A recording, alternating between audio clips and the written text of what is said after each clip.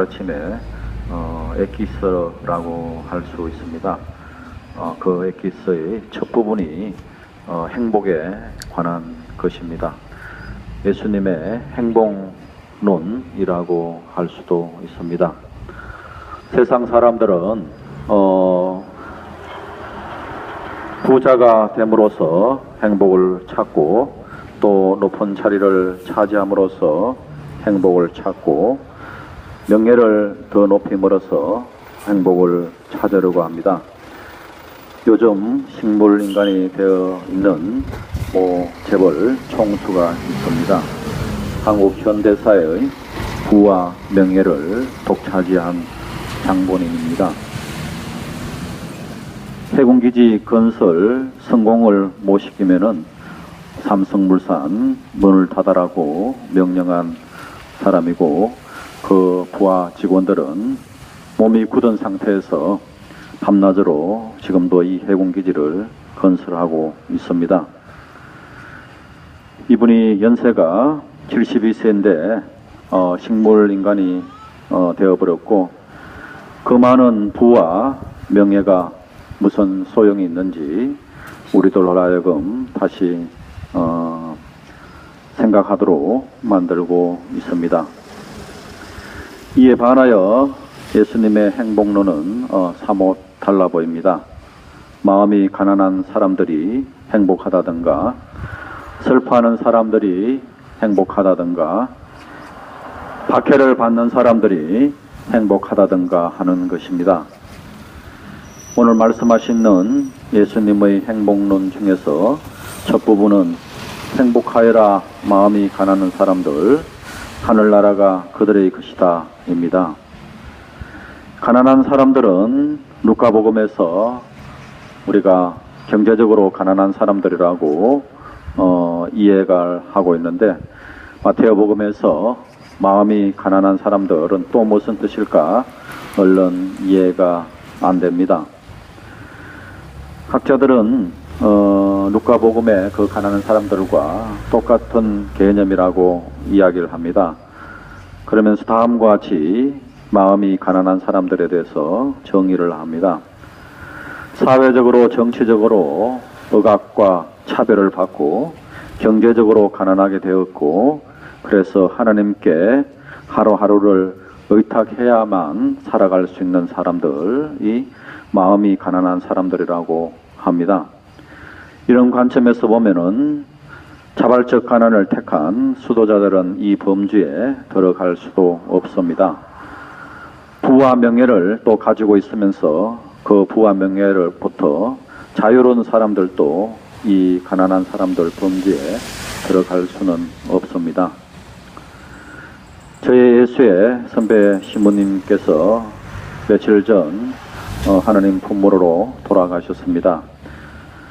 이 정유리 시모님이 그분이신데, 이분은 74년도부터 도시빈민 지역에서 살면서 18년 동안 그분들과 동고동락을 하였습니다. 제가 예수의 지원자인 1988년 때 이분을 처음 만났고, 그 처음 보는 순간부터 참 자유로운 분이다 하는 첫인상을 받았습니다. 그리고 세월이 지나면서 계속 그 생각은 이어졌고, 또 적지 않은 사람들도 정의루 신부님만 보면은 참 자유로운 분이라는 그런 인상을 받는다고 하였습니다. 사람들이 이분께 질문을 하게 되었습니다. 신부님은 그런 자유로움이 도대체 어디에서 나옵니까? 하고 여쭈어 보았습니다. 신부님께서는 의미심장한 말씀을 하십니다. 저는 그 자유로움을 도시 빈민들과 함께 살면서 그들로부터 배웠다라고 하셨습니다. 정유루 신부님에게 자유로움을 가르쳐 준 도시 빈민들이 누구입니까? 저는 오늘 산상설교의 첫 부분의 첫 마디에 나오는 마음이 가는 사람들이지 않을까 싶습니다. 저도 예수에 들어가기 전에 정유루 시모님이 함께 살았던 상계동 철거민들과 6개월 정도 살았습니다. 어떤 한 가정의 과부인 어머님을 만났습니다. 이분의 가정은 상계동에서 한평생 가난하게 살았는데 88 올림픽 때문에 자기 집이 강제 철거되었고 다른 30여 세대와 함께 88년 명동성당에서 1년 동안 천막 생활을 했고 다시 부천 고강동의 서울교구 땅으로 이사를 해서 8평 임시조립집에서 살았습니다. 그 옆에는 경인고속도로가 있어서 소음이 말이 아니었고 주변 여건도 좋지 않아서 사람이 살기에는 적당한 지역이 아니었습니다. 강제 철거도 억울한데 사는 곳이 이런 거지처럼 생활하게 되면 사람 삶이 망가질 수도 있었고 또 그런 사람들도 있었습니다. 그런데 이 과부 어머님은 신앙으로 참 담담하게 평화롭게 자식들을 키우며 살았고 정부에 또 저항할 때도 했습니다. 매일매일 살아가기 위해서 하나님께 의탁할 수밖에 없는 그 모습을 저는 보았습니다. 이분의 자식들은 커서 한 분은 결혼했고 한 분은 수녀원에 들어갔고 한 분은 수도원에 들어갔고 자식들 모두 지금은 잘 살고 있습니다.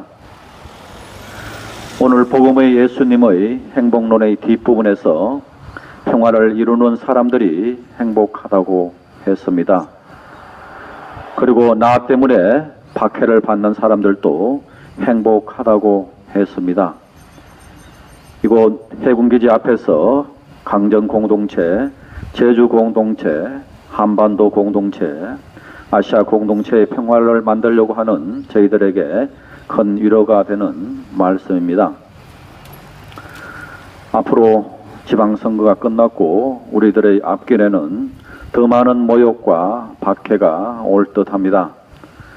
우리들은 그럴 때 더 행복하다는 예수님의 말씀을 다시 한번 새기도록 합시다. 아멘.